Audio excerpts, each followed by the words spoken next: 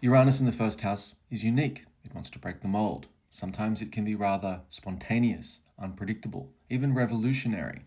If anything, it needs its independence and it needs its freedom. Uranus in the second house is unconventional with its values and its finances. In fact, its values will tend to evolve throughout the life. Sometimes it can value its independence more so than its material wealth. It can spend very impulsively, and the reverse is true. It seemingly generates wealth out of nowhere. Uranus in the third house is unconventional communication styles, especially within your locality and with your siblings. In fact, it can challenge the dynamics of the siblings and the local neighborhood.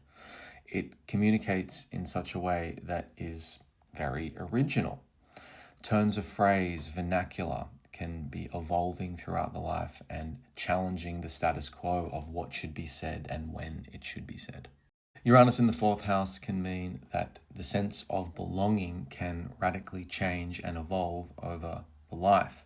It can be very disruptive to the home and family unit in the sense that it may spontaneously need to move all of a sudden, out of nowhere, sorry, gotta go.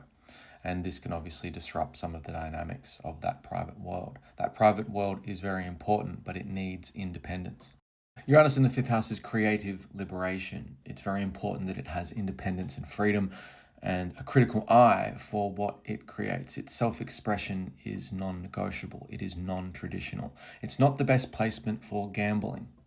Uranus in the sixth house likes to keep things fresh. It does not want a daily routine. Daily life could bore them rather easily. They're looking for innovation. They're looking for diversity in their day-to-day tasks. They will be disruptive if they're forced to do something too traditional. They're almost anti-traditional on a day-to-day basis. Now, there is a lot of electricity in the body of someone who has a Uranus in the sixth house.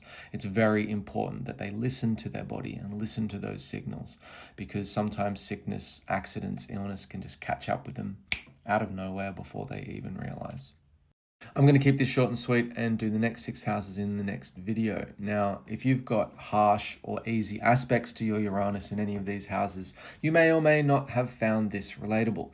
This video is dedicated to anyone that really enjoys stereotypes. I'm Sook Boy. You're awesome.